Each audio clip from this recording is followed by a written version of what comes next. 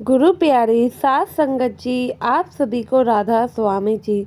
साध संगत जी, ये जो हम सत्संगी लोग हैं, हमें तो पता ही होगा कि अगर हम घर में भजन सिमरन करते हैं या फिर अपने बाबा जी के शब्द चलाते हैं, जिस घर में भजन सिमरन गुरु के शब्दों का विचार हमेशा ही होता रहे, वहाँ पर कभी भी कोई बुरी शक्ति नहीं आती है और ना ही भला किसी की नज़र लग सकती है।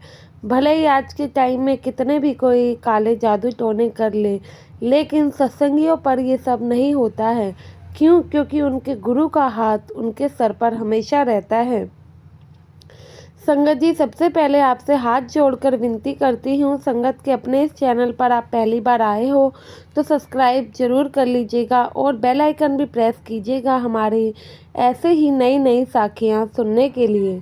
साथ संगत जी, एक बार की घटना जो कि सत्संग परिवार के साथ घटित हुई थी। यह सत्संगी परिवार अपने घर से दूर कश्मीर घूमने जा रहा था। यह कश्मीर जाने के लिए सुबह में 5 बजे अपने घर से निकल जाते हैं।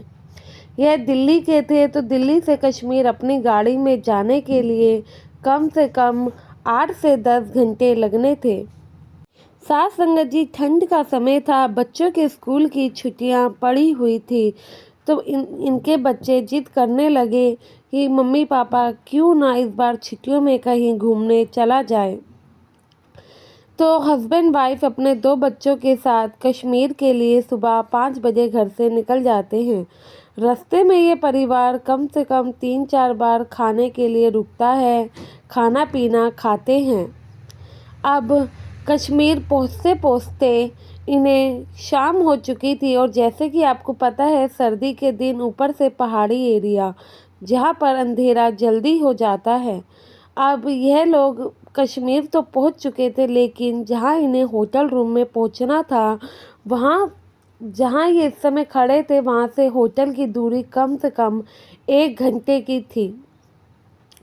अब ये लोकेशन के हिसाब से चल ही रहे होते हैं और जब ये घर से निकले तो इनके पूरे रास्ते गाड़ी में बाबा जी के शब्द और सत्संग चल ही रहे थे। जैसे कि मैंने बताया पहले ही, हर सत्संगी हम लोग जहाँ पर भी जाते हैं गाड़ी में बाबा जी के शब्द तो चलते ही हैं, या फिर आपने सत्संग घर जाते हुए बस और ट्रेनों में भी देखा होगा, जो कि सत्संग घर बसें जाती हैं उसमें भी जब संगत इकट्ठी होती है तो बाबा जी के शब्द चलते ही हैं।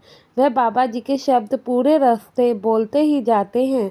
या फिर जो डेरे के लिए स्पेशल ट्रेन जाती है उसमें भी साथ संगत इकट्ठी होती है, तो भी रात भर बाबा जी के शब्द गुनगुनाते हुए ही सफ़र कटता है।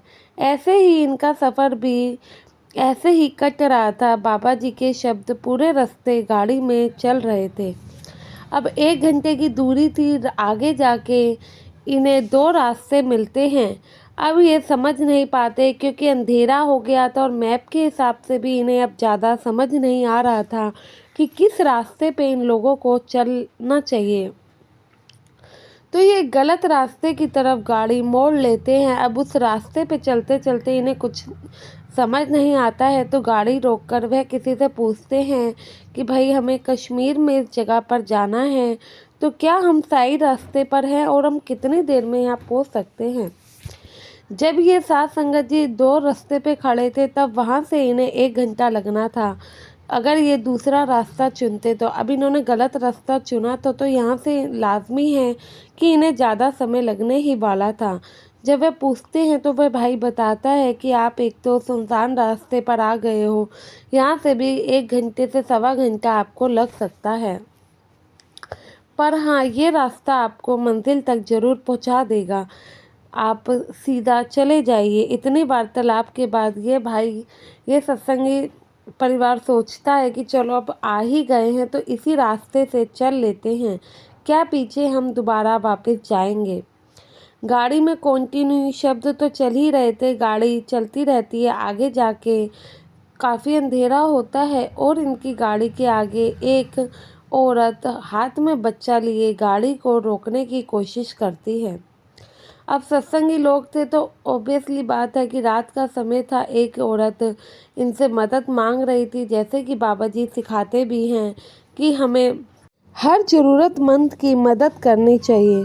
तो यह परिवार उस औरत को बच्चे को हाथ में लिए आधी रात में देखता है और ठंड का समय भी था, तो वह गाड़ी रोकने के लिए वह बीवी अपने हस्बैंड से कहती है। जब वे गाड़ी रोकते हैं और गाड़ी का शीशा नीचे करते हैं तो वह बीवी से पूछते हैं कि हाँ बीवी बताइए, हम आपकी किस तरीके से मदद कर सकते हैं। तो वह बीवी बताती है कि मुझे आगे जाने के लिए यहाँ पे साधन नहीं मिल रहा है, मुझे अगले गांव तक जाना है, तो क्या तुम लोग मुझे वहाँ तक छोड़ सकते हो। तो यह परिवार हामी भर देता है। यह लोग सोचते हैं हमें आगे ही जाना है, चलो इन्हें भी छोड़ देंगे। तो जैसे ही इस सत्संगी भाई ने कार का दरवाज़ा खोला तो वह कहता है कि आइए आप पीछे बैठ जाइए, और वह बीवी अपने बच्चे को आगे गोद में ले लेती है। एक बच्चे को आगे गोद में बिठा लेती हैं, पीछे ही बैठी रहती हैं। जैसे ही कार का गेट वो खोलते हैं पीछे का उन्हें बिठाने के लिए, तो कार में ऑलरेडी वैसे भी बाबा जी के शब्द तो चल ही रहे थे।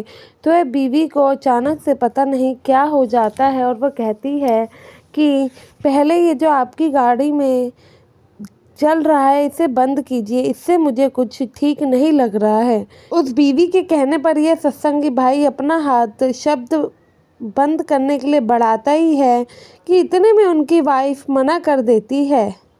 वह कहती है रुकिए। फिर वह उस बीवी से कहती है कि आपको बैठना है तो ऐसे ही बैठिए, हमारी गाड़ी में ये शब्द बंद नहीं होंगे। इतने में जो उस बीवी के हाथ में बच्चा था वह ज़ोर ज़ोर से रोना लगता है, और उसका रोना बहुत ही अजीब तरीके का होता है, जैसे कि पता नहीं कोई नेगेटिव एनर्जी हो। उसके रोने से इस सत्संगी भाई के दोनों बच्चे डर जाते हैं और यह भी ज़ोर ज़ोर से रोने लगते हैं। और इतने में ये बीवी कार का दरवाज़ा बंद करती है और जो शब्द चल रहे थे उसकी आवाज़ और तेज कर देती है, क्योंकि जो बीवी और जो उसके हाथ में बच्चा था वह कोई आम लोग नहीं थे, बल्कि एक ऐसी बुरी शक्ति थी जो कि कार में सिर्फ बाबा जी के शब्द और सत्संग के कारण एंटर नहीं कर पाई। साथ संगत जी, आपको तो पता ही है जहाँ पे हमारे सद्गुरु हो या फिर उनका सत्संग चल रहा हो वहाँ पे काल भी नहीं आता है, तो बुरी शक्तियाँ कहाँ से आ सकती हैं, क्योंकि बाबा जी जहाँ होते हैं वहाँ कोई भी कुछ भी नहीं कर सकता है, क्योंकि हमारे सद्गुरु हैं ही इतने महान। तो ऐसे ही साथ संगत जी, आपने देखा होगा डेरे में या फिर किसी भी सत्संग घर में जब भी बीवियाँ लंगर बनाती हैं तो हमेशा ही शब्द को गुनगुनाती रहती हैं। आप भी जब भी खाना बनाते हैं सुबह और शाम, जब भी आपको पॉसिबल हो, जब भी आप अपने फ़ोन में बाबा जी की साखियाँ शब्द सत्संग ज़रूर चलाया कीजिए, क्योंकि जहाँ हमारे सद्गुरु के शब्द चलते हैं, सत्संग चलता है, वहाँ तो किसी भी तरीके का कभी भी कोई बुरी एनर्जी, बुरी साया आ ही नहीं सकता है। तो आपने हमेशा ही देखा है पहले के टाइम में भी जब मंदिर वगैरह थे तो सुबह सुबह कैसे कितनी तेज़ आवाज़ में भजन चला दिए जाते थे। साथ संगत जी, ऐसे ही आप भी जब भी खाना बनाए, घर का काम कर रहे हो, ठीक है आजकल की बिज़ी लाइफ में किसी पे टाइम नहीं है, लेकिन फिर भी इतना टाइम तो हम निकाल सकते हैं कि सुबह में आधे घंटे जब भी हम कुछ कर रहे हैं तो बाबा जी के शब्द चला दिए जाएं। अगर आप ऐसा करेंगे, हमेशा अपने घर में थोड़ा सा वक्त निकाल के बाबा जी के शब्द साखियाँ सत्संग चलाएंगे, देखना कोई भी बुरी एनर्जी आपके घर में तो क्या घर के आसपास, आपके घर के लोगों के आसपास भी नहीं आ पाएगी। आशा है इस साखी से आपको सीख जरूर मिली होगी और आप कमेंट में राधा स्वामी भी ज़रूर लिखेंगे। गुरु प्यारी साथ संगत जी, आप सभी को राधा स्वामी जी।